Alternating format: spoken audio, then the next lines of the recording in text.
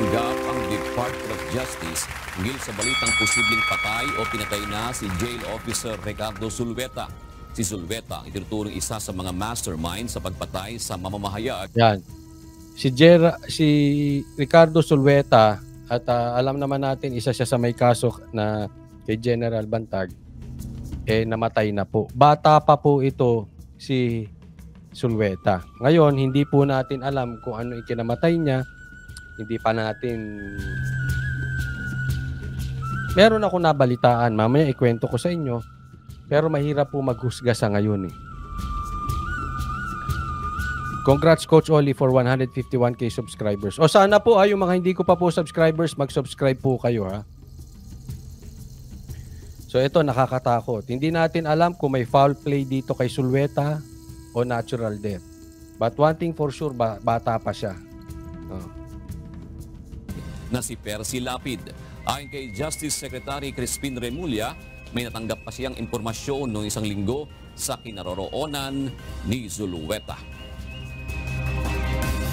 I will not speculate. I have no news, I have no information, and I will not speculate. I had information a week ago on where he was. At least, may nagsabi lang sa sources natin. Ayan. So, ang napapabalita daw na nangyari kay Zulueta ay bali-balita po, namatay siya inatake, no? Na high blood. Balita lang po ito Umuugong na balita. Basahin ko na nga para balita lang po again kwento-kwento lang po ito. Ayokong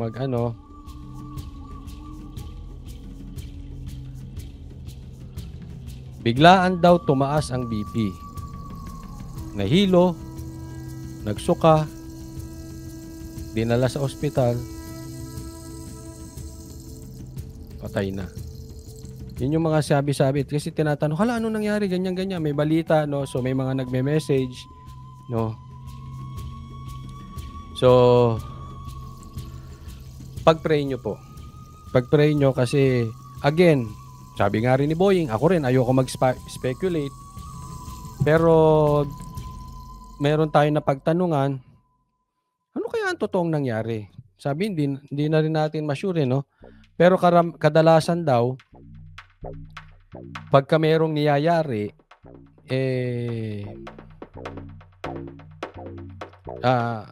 tinuturukan daw no? Hindi ko alam. So, hindi naman natin sure, hindi natin alam kung nangyari rin yan sa sitwasyon ngayon or hindi. Ayaw natin mag-speculate kung may foul play o wala. Antayin muna natin yung balita. Yan lang po yung kwento-kwento na kasi pagka meron daw gustong yariin, tinuturukan, tapos mag-i-stop na yung puso. Pag nag-stop na yung puso, lalabas sa autopsy, syempre, heart failure, inatake. So, safe. But again, hindi ko sinasabing ganyan nga nangyari. Yan lang yung may mga nakausap lang tayo, nakakwentuhan, na dati nang nangyayari, yung ganyan. No? Kaya nga po, humihiling lang po kami ng, kung meron po kayong matutulong sa Banateros Brothers,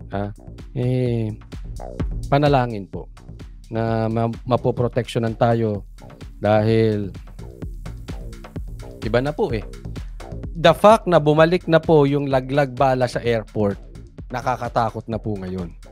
Nabalitaan nyo na yon? Nilive ko yan kahapon. Nasa 3,000 na ang kaso from January to March 2024 ng laglag bala. Iba na po ang kapaligiran ngayon. Iba na po ang sitwasyon ng nangyayari ngayon sa bansa compared nung panahon ni Tatay Digong. Before you feel safe. Ngayon, iba na po. Again, ayaw nating magbintang. Hindi naman natin alam ang katotohanan. Wala pa tayong alam na balita. Puro lang text messages. Ano kayang nangyari? Posible ganito, sabi ni ganito, sabi ni ganyan, ganyan yun. So, hindi natin mahusgahan. Manalig na lang tayo sa Diyos, ipagpanalangin natin ang bawat isa na maging safe at sana lumabas ang katotohanan. Yung katotohanan lang kasi ayaw naman natin na binubusalan at hindi lumalabas ang katotohanan. Napakabata, kung hindi ako nagkakamali, itong si Sulweta ay nasa 40s lang. No? Kala ko nga matanda kasi kanina nagtanong ako. Retired na daw. So assume mga 60s na. Napanood ko kanina,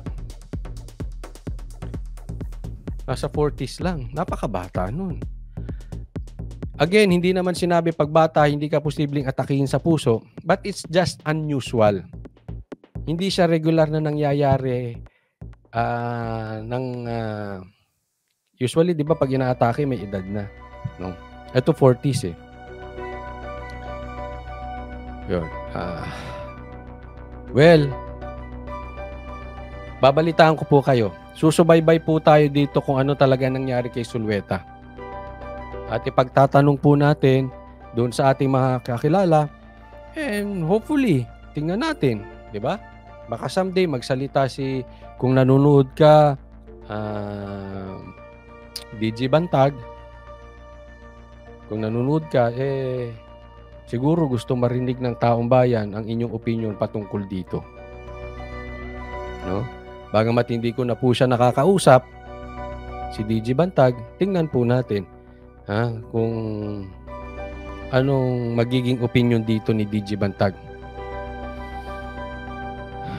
Sabi ni Manikuristang Ilonggana, papuntahin ko na lang ang pamilya ko dito sa Saudi. Kawawa eh. Kawawa din si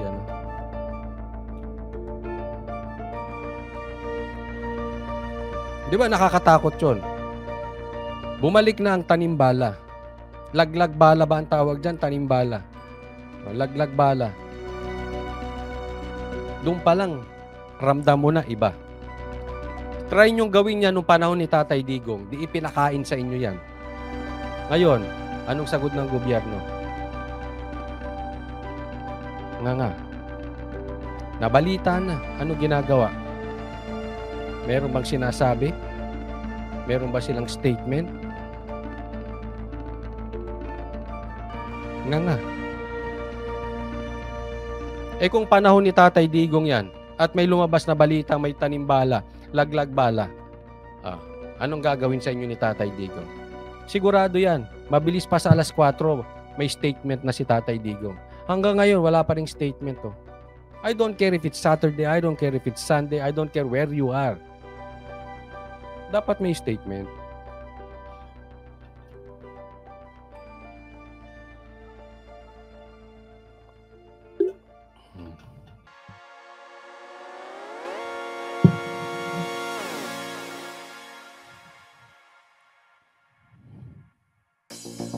Sabi ni Pinoy News Files, baka po warning shot na naman nila yan kay DJ Bantag, kagaya ng pagpatay nila sa kabayo ni DJ Bantag. Hindi ko nga maintindihan yung sinabi dito ni ni Boying. Alam daw niya kung asan. Hindi ba dapat hinuli niya? Hindi ko alam kung meron bang warrant of arrest Hindi ko na, wala na kasi akong balita eh.